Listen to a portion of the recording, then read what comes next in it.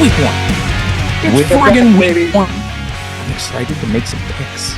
That's what I'm friggin' excited for. What are you pumped for? It's like Christmas. It is. It's a good point, isn't it? When you finally see those prop lines come up on Fresh. Yeah, fresh lines. It's like clean, fresh sheets out of the wash. Oh, those lines are looking juicy and good, and we jumped on them. There was a couple of futures that we liked in the off season, but yeah, that's not the same. That's not the same. This comes and it goes so quick. Sunday happens, red zone's fired up, plays are happening, strategies get put into place by teams, and man, the first couple weeks of the season, it turns the whole league upside down. Everybody starts speculating and things start happening. But there's a couple things that like happen at the beginning of every season that are pretty similar every single year. Statistic spikes, things like that. And I can't wait to dive into those with you, John, because we're going to use those stats and we're going to make some smart picks. Don't you just feel like this season's going to be fucking crazy? I don't know why I feel this way. I feel like this NFL season is going to be nuts. You think it's going to be Hollywood nuts, or do you think it's just going to be... Yeah, I think it's going to be Hollywood nuts. I think there's going to be like fireworks. The Ravens-Chiefs Open is going to be insane. The Brazil game is insane. Go back and watch that if you haven't yet. Or it'll probably have already happened by the time you're watching this, though. But like, yeah, I just think some of these games, some of these matchups are going to be crazy. I'm excited. The schedule makers, they've been getting better and better and better. Better every single year. Short of putting the Jets into like 8 primetime slots last year and having to flex out a whole bunch. That was brutal. Well, it could have been great. It should have been great.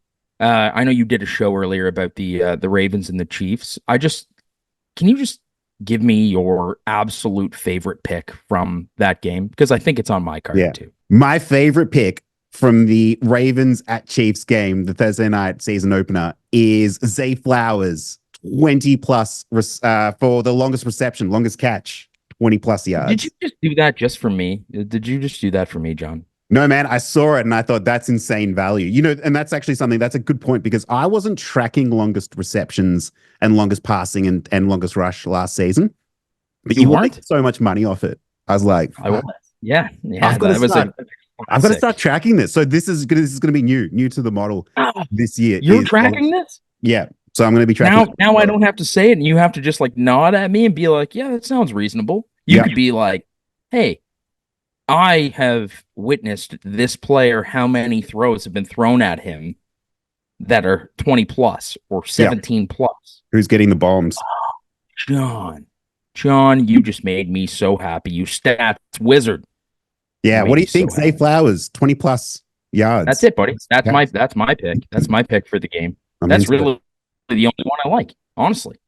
I mean, if like ask me to make picks and I'll make them, but like the one that I feel super confident about is Zay Flowers over 20 and a half.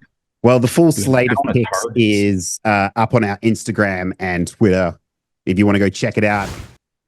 Same with the Brazil. The Bateman one is a little crazy to me. It's a little insane. But you know what? Go back and listen to the reasoning, though. There's a whole piece of why. There's a whole piece of why. I know. Let's focus on Sunday. Okay, let's focus on Sunday. John, I want to tell you the theme that I'm rolling with here. Yeah, how do you want to do this season? You have to start to psychologically get into the head of the coaches, the play calling, scenarios at hand. Yeah. You know?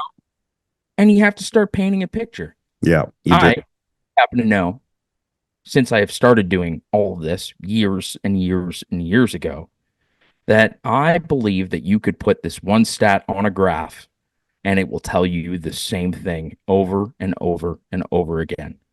And that is, within the first 2 weeks of the NFL season, the running back is used in the passing game an astronomical amount more than any other weeks collectively on a, bigger picture over the top.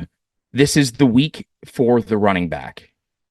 And there are stats. If you start taking some of those stats that some of these running backs are getting for receiving lines, It's very juicy and exploitable.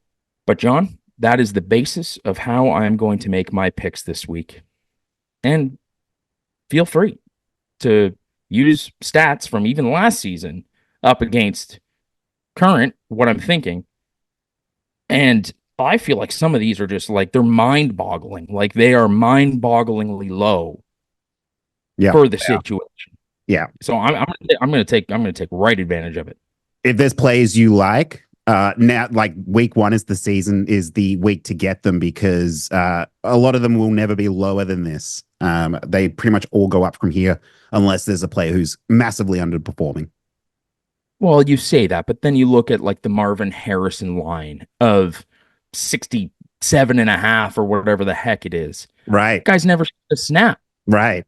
You're going to tell me he's going to catch 67.5 yards and he's never seen a snap? Probably. He might, he might go 120 and blow off. Like everybody goes, holy crap, this guy can ball. Do you want to start with this game? It's on my list. Yeah, let's go. Yeah. We'll kick off. Let's go. Yeah, we will start with the Arizona Cardinals going to the Buffalo Bills. Love it. Dude, I'm freaking insane to start this season. I'm on the Arizona Cardinals +7 for this game. Are you insane? Couple of ways I want to play this. Do you have any picks for this game? No, I don't. I want to listen to yours.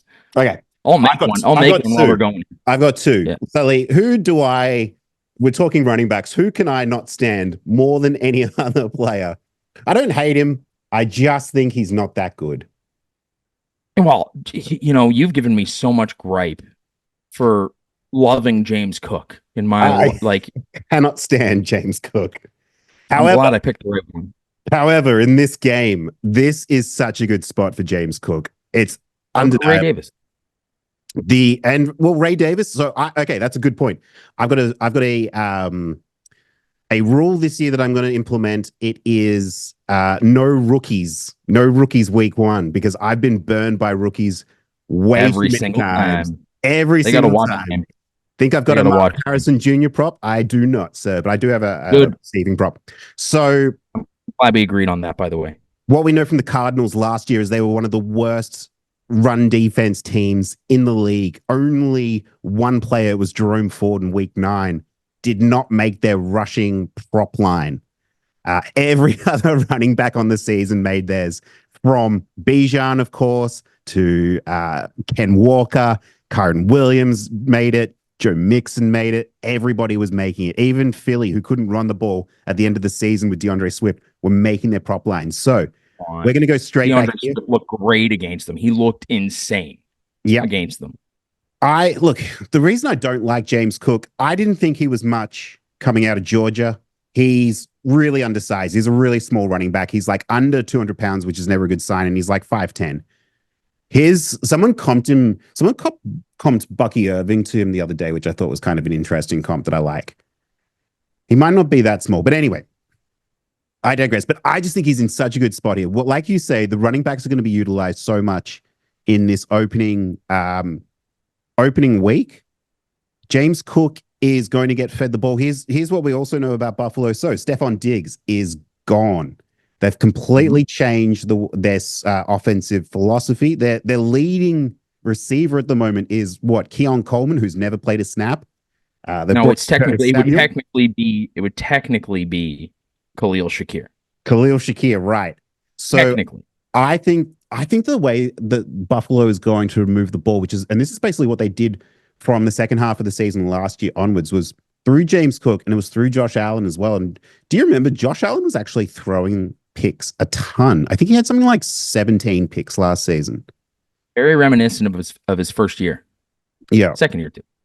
Best line I've seen for James Cook, over 63.5 rushing yards. The rushing attempts are at 12.5 as well. Receiving yards. So the receiving yards are at 17.5. I'm not into that at all. Just because he wasn't used a ton in the pass game last year. And then the scrimmage yards are at 70. No, that have to be something like 80 to 90. So I just want purely the rushing yards. I think this is good. Like I was saying, Arizona's run defense is not very good. They haven't done anything to fix that. They're on the road. Buffalo's at home. I think the weather's going to be really good as well. I get really nervous with Ray Davis back there too, because I think if this game does get a little out of hand, which I don't know if it will, you got Arizona +7, which is wild to me.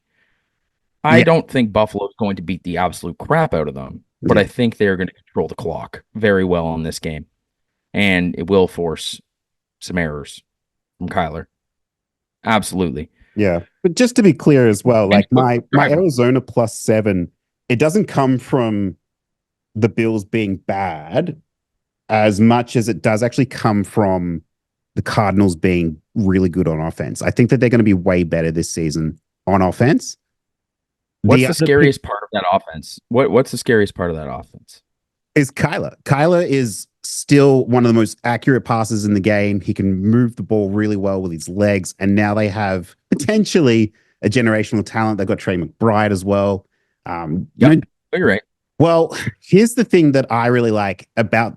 So my second pick from this game, which I'll get to as well, is Michael Wilson over. You can get him over 30.5. I actually think it's 27.5.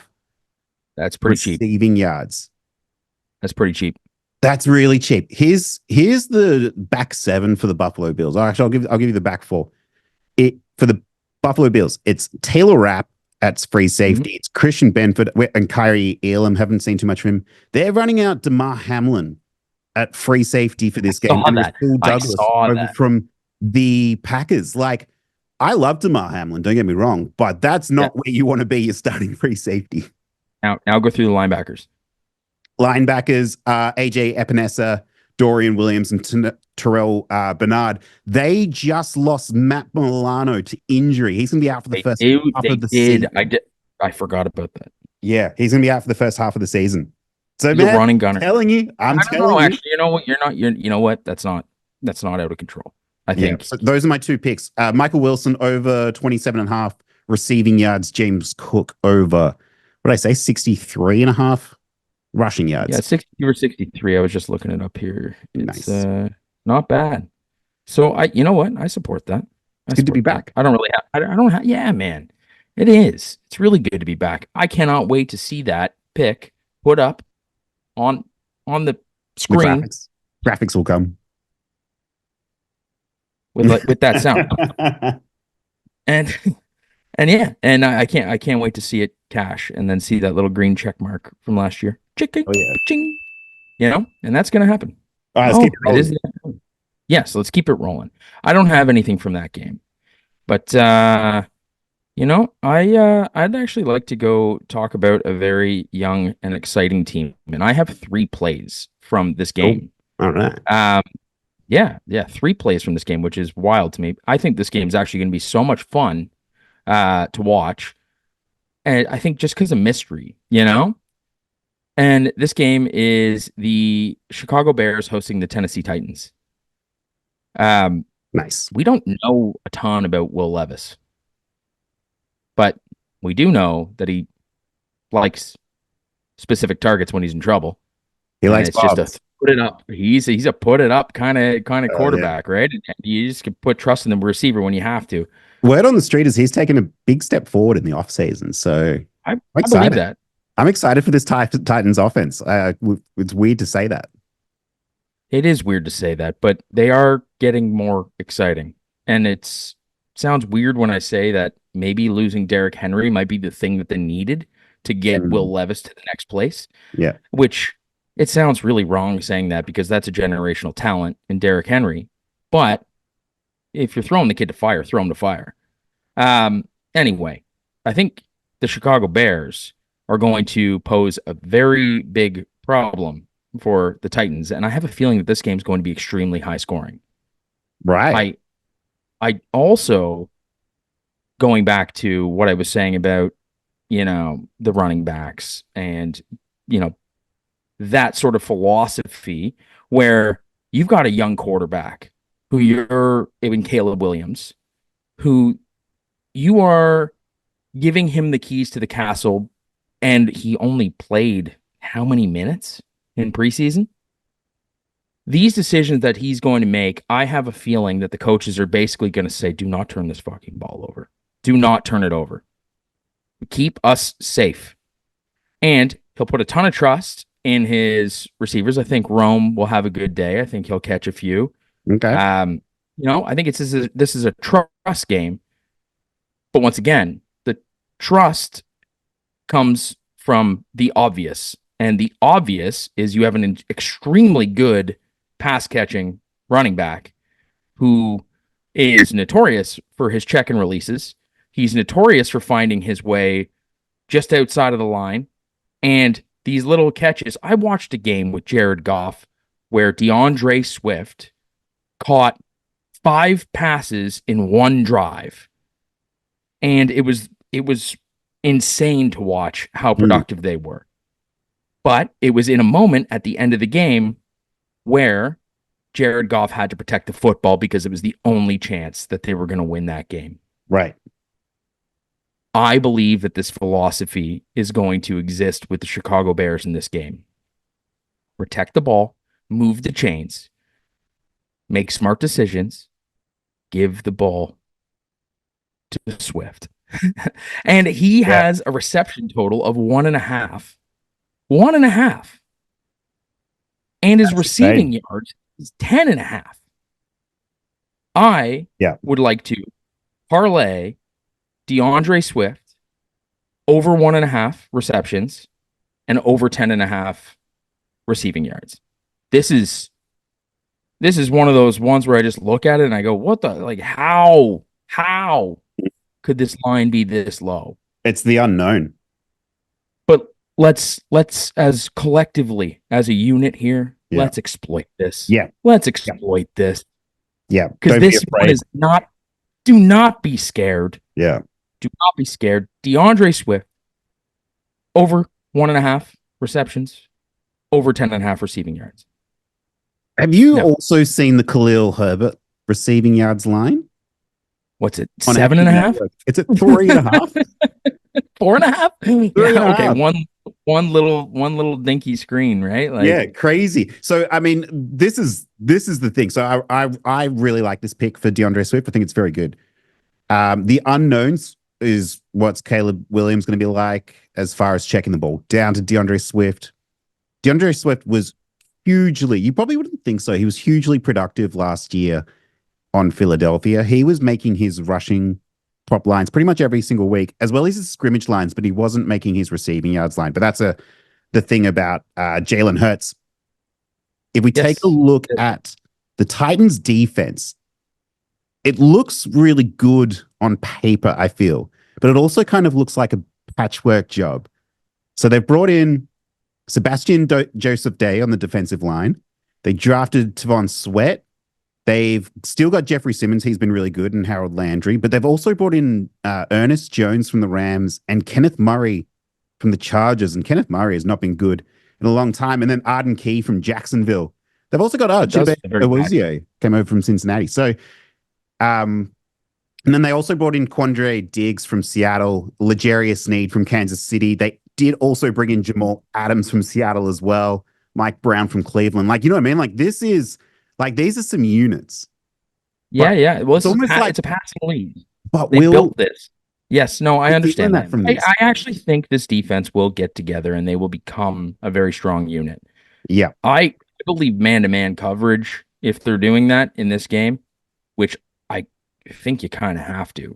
Pick your poison. Yeah. Pick your poison here with Chicago. Yeah. And you got to trust your pass rushers to put pressure on Caleb. And we all know he can evade and escape the pocket.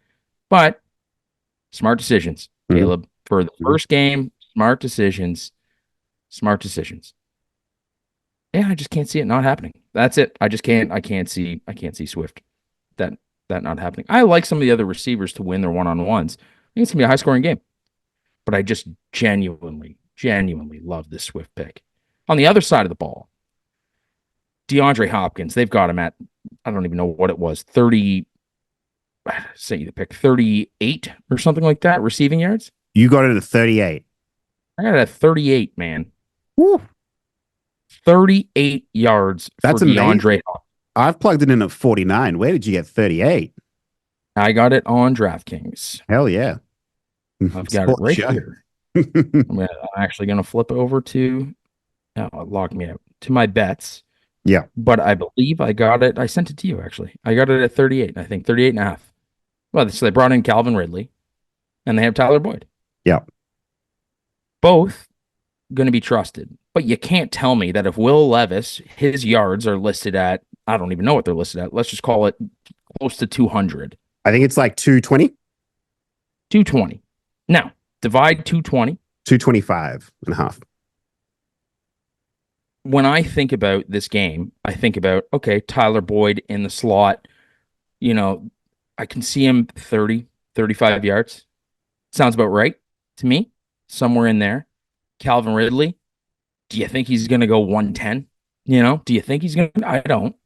No. I think maybe 55, 60. I hope so. My fantasy team. Then you got the running backs, both probably around 20. That's another 40. Who's catching the rest of the balls? Yeah. Where are those yards? Where's that 220 coming from? Yeah. I think DeAndre Hopkins has a legitimate chance to do 75, 80 yards in this game. Yeah. And the fact that they have him at half of that is friggin' disgusting. It's an insult to DeAndre Hopkins. It's an insult. So on that note, DeAndre Hopkins over 38 and a half receiving yards. Boom. That's such a good price, man. Now I think this Bears defense is probably going to end up being one of the best in the league. I think the main problem, so Jalen Johnson is probably the number one shutdown corner in the game at the moment. They just extended him in the offseason. If we take a look back at last season, he was shutting down absolutely everyone. I think he's going to be on Calvin Ridley for most of the game, though. However, Kyler Gordon has still been playing really well. He's taken a massive step forward. Jaquan Brisker as well has been playing really well, and they brought in Kevin Byard as well from Philly via Tennessee. So, I mean, maybe Kevin Byard will have a big revenge game in this. So, like, I worry from that perspective, but I think at the price you've got him, like, how can you not take that? I just think, so they've got him listed at 4, or I've seen it in 2 places, 4 receptions and 5 receptions. Like, he is a possession. He's not catching screens. You're not using D-Hop for screens. He is going to be used probably a lot on 3rd down, and he's going to be used in a situation where you're just trying to push the chains up the side of the field, because that's what his strength is. He's not a burner anymore. He is a possession, high-pointing receiver, some of the best hands in the game. So if you give him 3 throws, you're telling me that they can't average 15 yards? Chunk. I just can't. I can't see it not happening. Like, I believe he'll probably catch 5, 6 passes, but call it the 3. You know, his longest completion is somewhere around 20 yards. So, you know, I don't know. It just feels like a mismatch on paper. It just feels like a complete exploitation to take him at that number. When I saw it, I didn't even believe it. I was like, what? Like, what? Yeah. Do you remember the episode we did last year where we got him at, like, was it 3.5 receptions? 3.5 receptions. 3.5 receptions. It was just like, you're just like, are you kidding me? We were telling everyone. I was on Reddit fucking telling everybody about it, that it wasn't going to fail. Now, look, he finished with 4, but he was averaging like 6 or 7 games. He got the 4 in the first half. In the first half, game. Yeah, that was a great time. Game script just flipped, but it was one of those things where it was like, come on, like, this is the most obvious thing. Yeah, you know, it also feels very obvious to me. Yeah, if I'm wrong, I'm wrong. I don't have anything from this game. I just want to see Caleb in action first. I want to see these new receivers. I want to see Will Levis a bit more.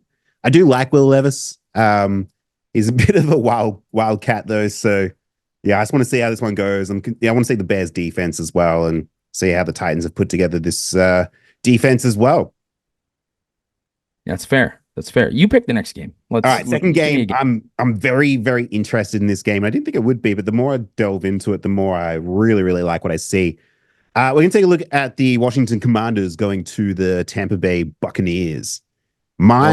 This is probably my favorite bet of the week, of week 1.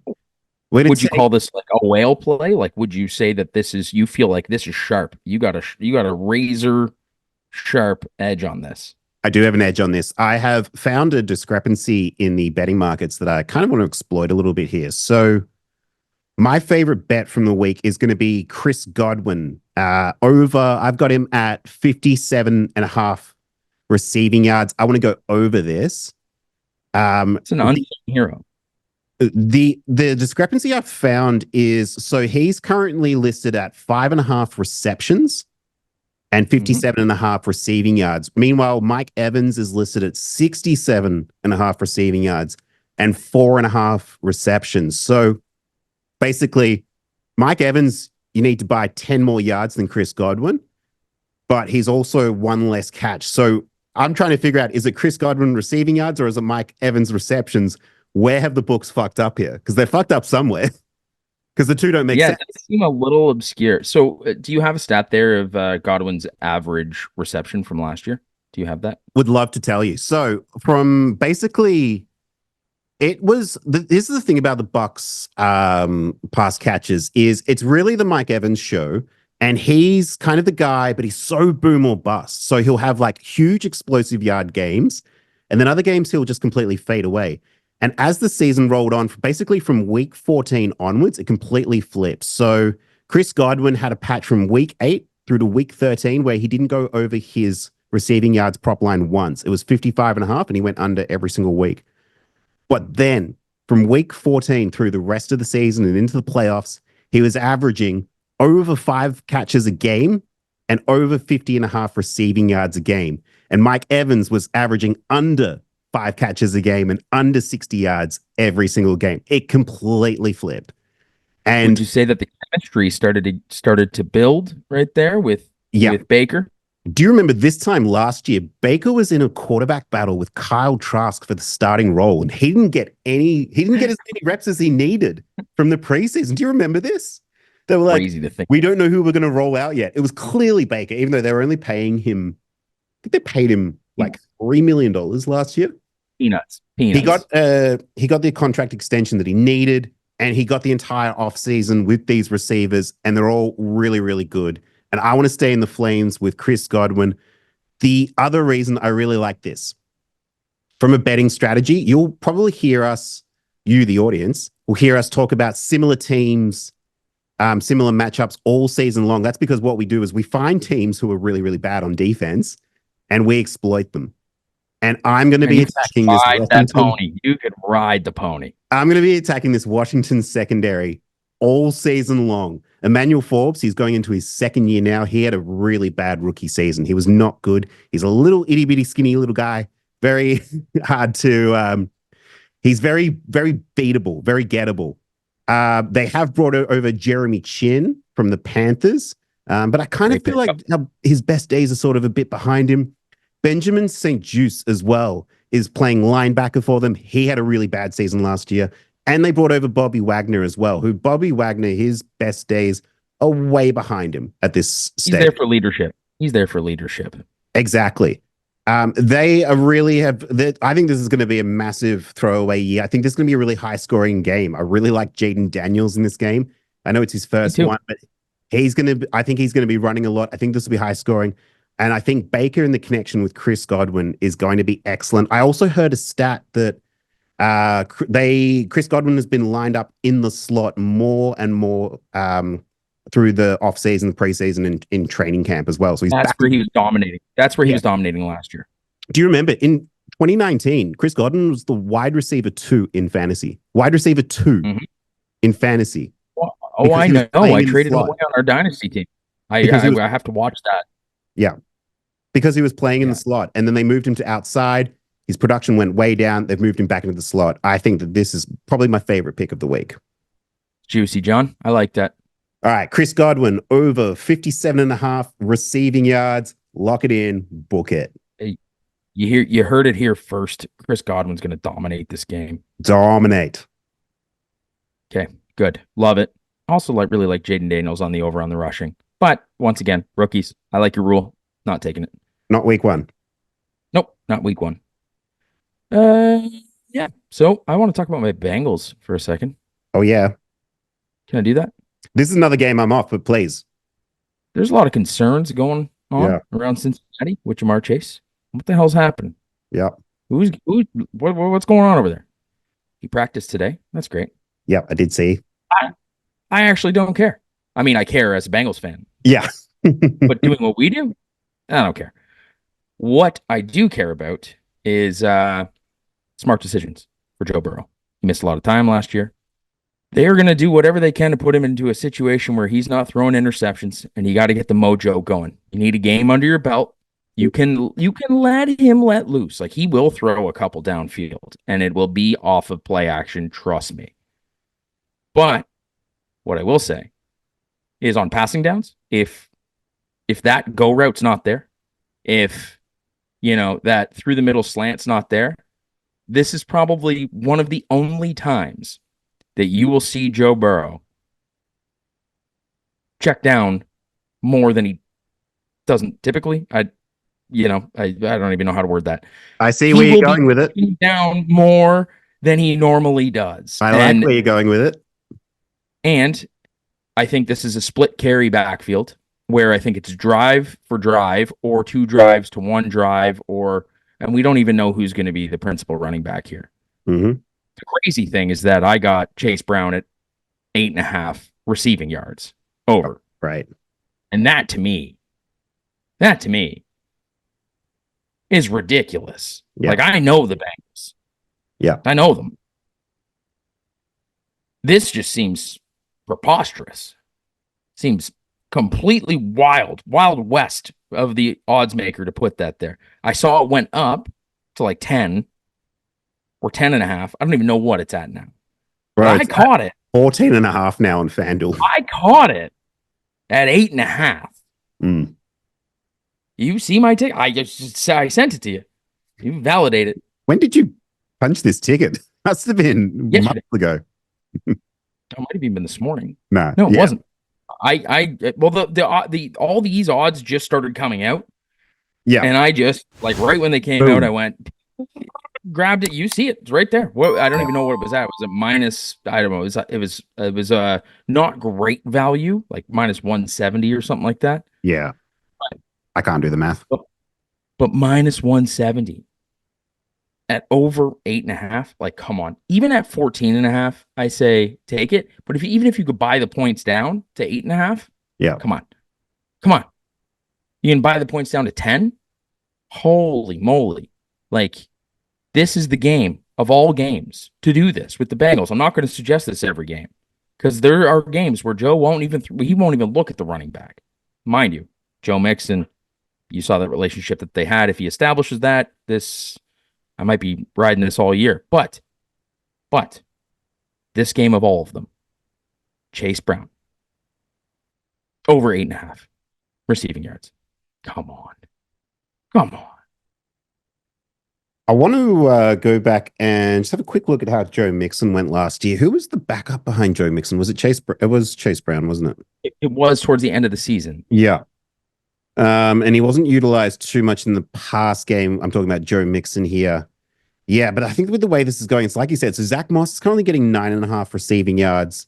Chase Brown, 13.5 receiving yards on most sports books. So it's going to be tricky. I'm not particularly into this one. I want to see the Patriots defense for one.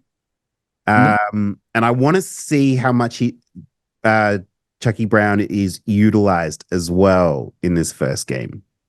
I don't think you're going to see the Bengals try and take the top off right away. I don't think they're going to be that aggressive. I don't. I think this is a feel out. You need 2 quarters to feel this out.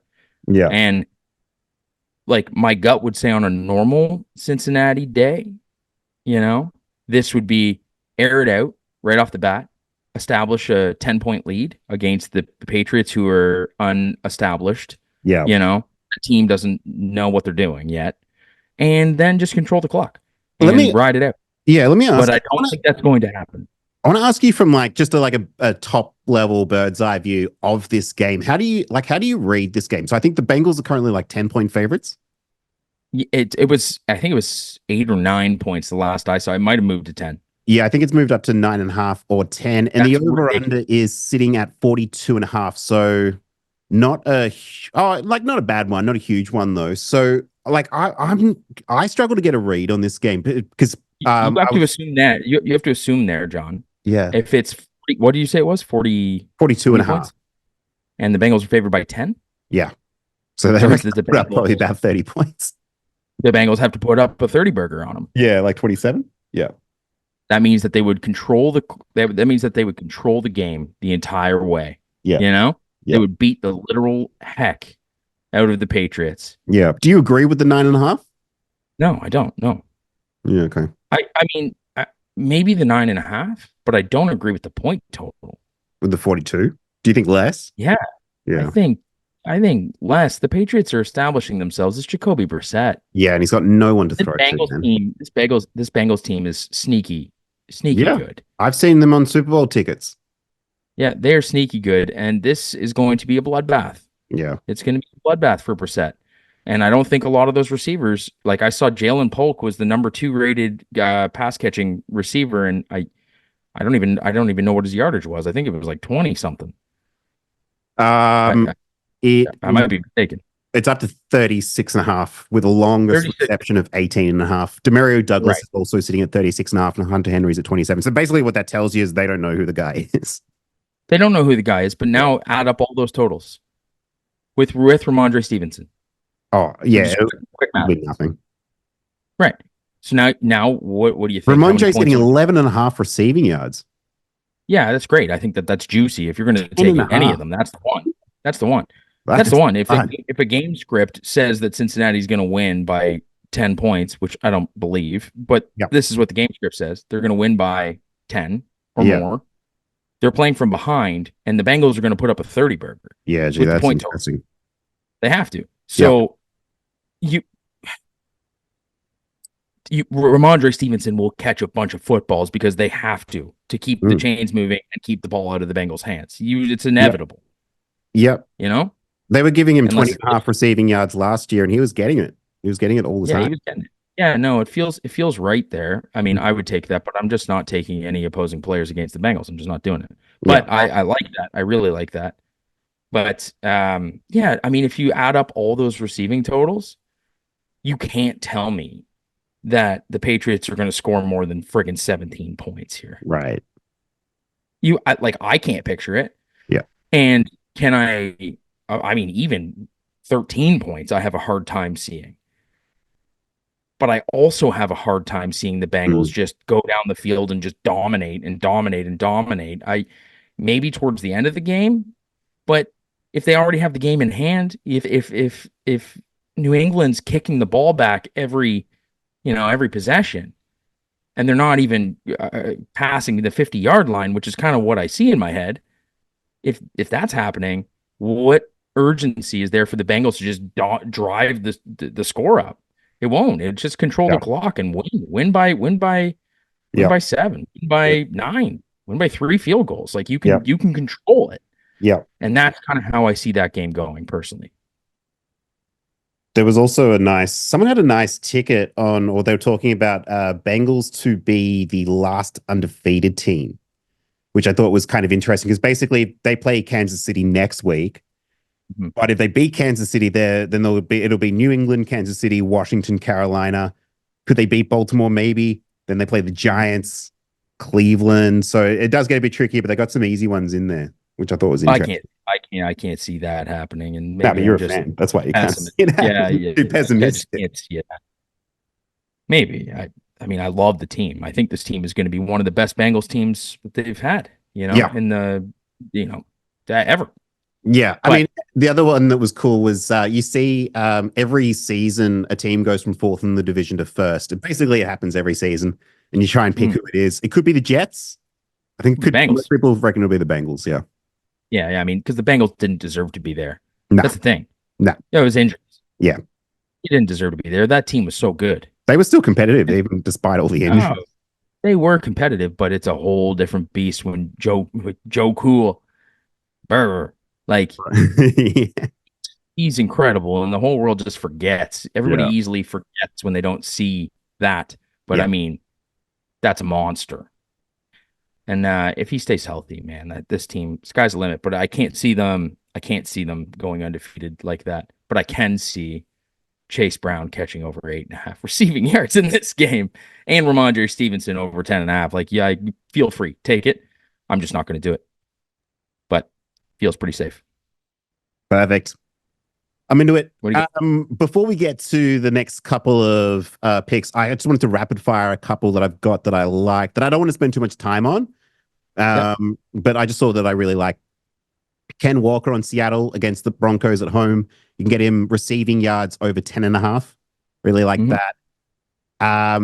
The other one that I want to quickly jump over is Deshaun Watson on pass completions. You can get him at over, well, I got him at over 19.5 pass completions. The only reason I bring that up is because without Nick Chubb, Jerome Ford, bunch of checks downs, they brought in Jerry Jeudy. You can very much clearly see what they want to do. They're going to use Murray Cooper, Jerry Jeudy, David Njoku, Elijah Moore, Cedric Tillman still kicking around. Like, I think they very much want to throw the ball a lot. So I really like this pick.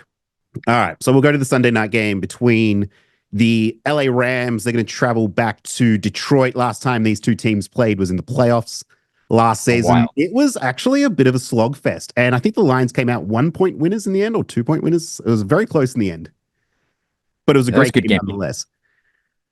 There's a lot of things that I like in this game. So one, I like Matthew Stafford over 273.5 passing yards. Which feels so right. It feels so right for the game. But when Matt Stafford pissed off, nuclear. Yeah. And so do you remember what happened in the playoffs in that game last year when Stafford was getting booed? And that really that's so dumb. And he was on interview, maybe it was his wife. His wife has a podcast, and Kelly Stafford. She was saying that the crowd was booing her and her family and her children. And Matthew Stafford was pissed the fuck off about that. I would be too. They also lost. So I think Matthew Stafford wants some ice cold revenge in this game. The other one I want to stack this with is Cooper Kupp over 63.5 receiving yards. That's so tough because Cooper Kupp didn't really show us much at the end of last year. He was injured. He was playing injured, man. I know he was playing injured. Yeah. But that relationship is so strong between the two of them. Oh, yeah. And if Matt Stafford is pissed off, one receiver that I'm going to say will get a stupid amount of looks is going to be Cooper Kupp. So I really like it. Plus Cooper Kupp's receptions over. Yep. I mean, the other thing, so last year from week 12 onwards, so for the first 4 weeks of the game of the season, Matt Stafford went over his 230 to 250 prop line every single week. There was a period through the middle where they didn't as much, but then from week 12 through the rest of the season, Stafford went over 250 passing yards in every single game. He was 250 seems low for him. You know? His pass attempts was sitting at 32.5. His completions were sitting at 21.5. Went over all of those. Passing touchdowns, 1.5. He was getting that every single week, except for the week 17 against Cincinnati. Like, he was going nuclear. The other thing, of course, then matchups to exploit on the other side of the ball. Let's talk about the Lions, who I think are going to have a fairly good defense. I don't want to take anything away from them, but I really do think, we talked about this in our off-season preview, I think that the secondary is going to take a while to get going. So Brian Branch is a great player, but they brought over Carlton Davis from Tampa Bay. Kirby Joseph had some good flash plays last season, but not all the time. They drafted Terrion Arnold, who I love. He's first-round pick all the way. They drafted Ennis Rakestraw in the second round. I had a first-round grade on Ennis Rakestraw, but he dropped to the second, and they took him there. I just think that those two guys, they're going to take a while to get going. I don't see them straight off the bat in this first game against Matthew Stafford, Cooper Kupp, Puka Nacua, shutting them down. I think that this is going to be a high-scoring game as well. I think the over-under is up to, is it like 52.5? Everyone's really excited for this game. Yeah. Sunday night, primetime in Detroit. Matthew Stafford going back to lay the smackdown this time. They lost last time. Yeah, it was 51.5. This is the way I see this going. I just think that they're going to, I don't think he's going to hold back. I think he's going to put his foot on the gas. early in the game, and I think they're just going to ride it all the way.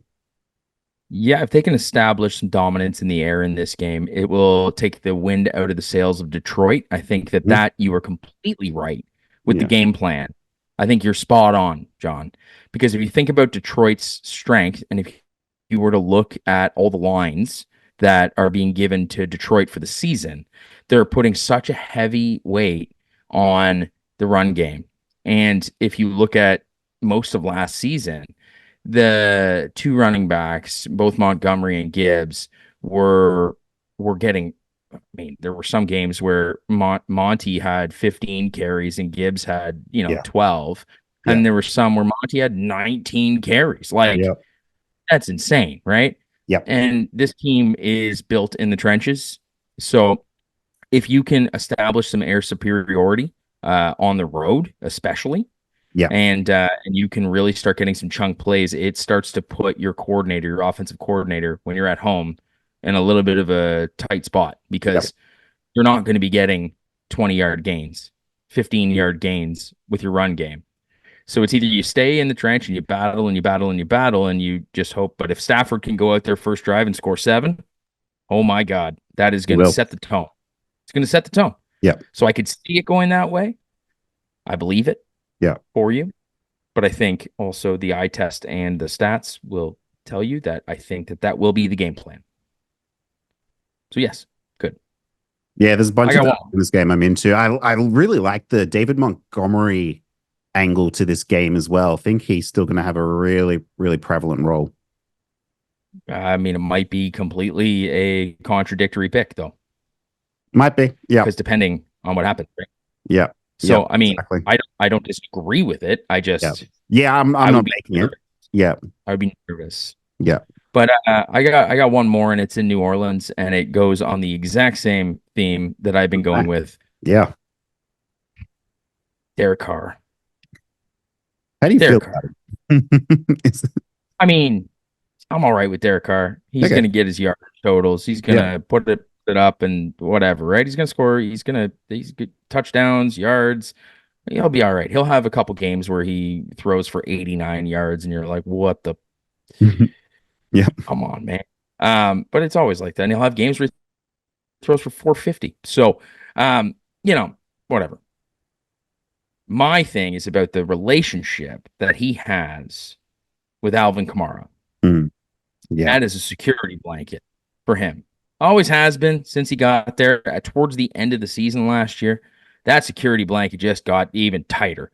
And if you don't follow the offseason drama right now about what's happening in New Orleans, the pressure on Derek Carr, this is probably his last year in New Orleans. They brought in Spencer Rattler because they just want him to sit back there for another year.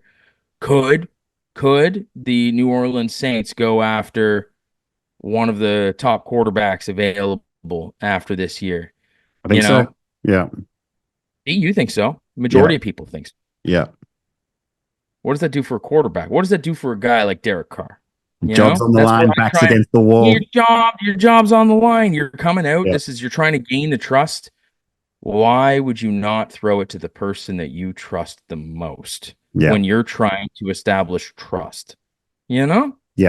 To me, it just seems so obvious. And a lot of their throwing concepts involve Alvin Kamara. I have a hard time even seeing many. I can't even recall a lot of plays. I didn't watch a ton of New Orleans last year, but Alvin Kamara he's not pass blocking all the time. He is making sure that, is the pocket clear for a second? He's receiving. You know where to find me. You know where to find me. And that's, you know where to find me. I watched countless plays from last year where Alvin Kamara is literally standing, 12 yards to the left of Derek Carr with nobody around him. He put up some insane numbers last year. And he's going to do it again this game. So they've got him at 22 and a half receiving yards. It just seems like, okay, if he doesn't get 30 plus in this, I'll be so surprised. You could move that line up to 30, but 22 and a half. Did you get it at 22 and a half? I did. I got it at 22 and a half. Yeah. Oh my God, I put it at 30. No, I'm pretty sure it was 22 and a half. I got it. Yeah. No, you did. Yeah. I'm looking on Action Network at the the value out there, well, man, you've cleaned up. That's what I'm saying, man. I literally sniped. I sniped right at the when the gates opened. 30 and a half. I sniped. Yeah. Receiving yards. That's crazy. Great job, man. I'm going to be interested to see this Panthers defense without Brian Burns anymore. We talked about Jeremy Chinn's gone. I think the vibe in Carolina is going to be pretty bad. Divisional game kind of scares me a bit, but I think Bryce Young is going to be better than he was last year. I'm not sure how much of a statement I'm making by saying. Yeah, safe bet. Yeah. Anyway, I feel good. Do you have anything else you want to go through? Let's just make a recap. I feel good. Yeah, I've got a couple more I just want to lightly touch on. Okay, I really like Josh Palmer in this game for the Chargers against the Raiders. I got Josh Palmer at 44.5 receiving yards over. I like that one. The other way that I'm looking, so I think that this Colts and Texans game looks really interesting. I don't think I've been very interested in these two from a divisional matchup for quite some time. But from what I've seen, you can get Anthony Richardson. It's a tricky one, but he's sitting about 215.5 passing yards, and I want to bet the under on that one. Oh, you dog, you devious dog. I think that I think this Texans defense is going to be really, really fucking good. I think Jalen Petrie, 215 yards, John. Well, this is why it's not like a top tier pick for me. Like I'm still in two minds about it, but we'll see. I really like Jalen Petrie on the Texans back line. I really like Derek Stingley. I think he's really good. Jimmy Ward is over from San Francisco as well. It's gonna be great. They drafted Kamari Lassiter and Kalen Bullock. I love both those players as well. They drafted them in the draft. So I think this Texans defense is going to be good. I think the Colts are going to be a really sneaky good team. I reckon they will probably make the playoffs. I just want to see Anthony Richardson, though, because we only saw him in 3 games last season, and he was wildly inaccurate. He was wildly hit or miss. He was getting a line last year of 185 to 200 passing yards, and he did go over them sometimes, but that's not a lot. So 215 is by far the most he's ever had, and it's going to be the toughest defense that he's ever matched up against as well. So yeah, it's going to be a tough game for the Colts for sure. Yeah, for sure. But don't you see a world in which the Texans go up by fucking 17? Yeah, but does that mean that Anthony Richardson is going to throw the ball a lot? I don't know. I think it means he'll probably start running the ball. You think that they just, you think that they just admit defeat and Anthony Richardson doesn't throw the football? Like, I think it forces him. I think the game gets the better of him, though. I wouldn't be surprised if he sort of starts to panic a bit. He throws through a few, passes way over the heads of his receivers. He throws a couple of interceptions. And then before you know it, he's just scrambling. He's just running the ball all he can. They're running through Jonathan Taylor to try and 180, 170, 180. You think that's 215. It just seems like a lot. Maybe with this one, maybe wait until kickoff, because I have a feeling that line is going to keep going up. Same with all these. It'll get to 225, 230. My guess. Yeah. Then at 230, I could say like, okay. He's up to 227 on DraftKings. He's up to 227. Yeah, that's where I start to feel like, okay. Yeah, so when I looked at it, it was at 215, and it's only going up from there. So wait till kickoff, and then I'm going to smash the under. Okay, that is a fair statement, but at 215, John, that's ballsy. No, 225, 227. Grab that. Okay. All right, man, that's my picks. Unless you want the 25 for 25, I think. No, we can't. We're not doing that. That'll just be like an Instagram post or something. But I recap for me. You want to give? Should we give our 3 favorite picks? Yes. Yeah. My 3 favorite picks all exist in one game. Wow. They all exist in the Chicago Bears versus the Tennessee Titans game. Yeah. I like DeAndre Swift over 10.5 receiving yards, over 1.5 receptions. And I like D-Hop over 38.5 receiving yards. I really like those. I'm really on this Arizona at Buffalo game. I'm really into James Cook over 63.5 rushing yards. I like Michael Wilson 29.5 receiving yards. as well. If you can get Deshaun Watson, I think over 19.5 completions looks good for him. I love Chris Godwin, 57.5 receiving yards with the Commanders coming to town. My main picks, and I do really love Cooper Kupp, 63.5 receiving yards as well. Sweet. I love it, John. Hey, week 1. We're back. We're back. And, well, you know what? Enjoy those. Enjoy them, because this just feels free. Yeah. Anyway, give me the drums, John.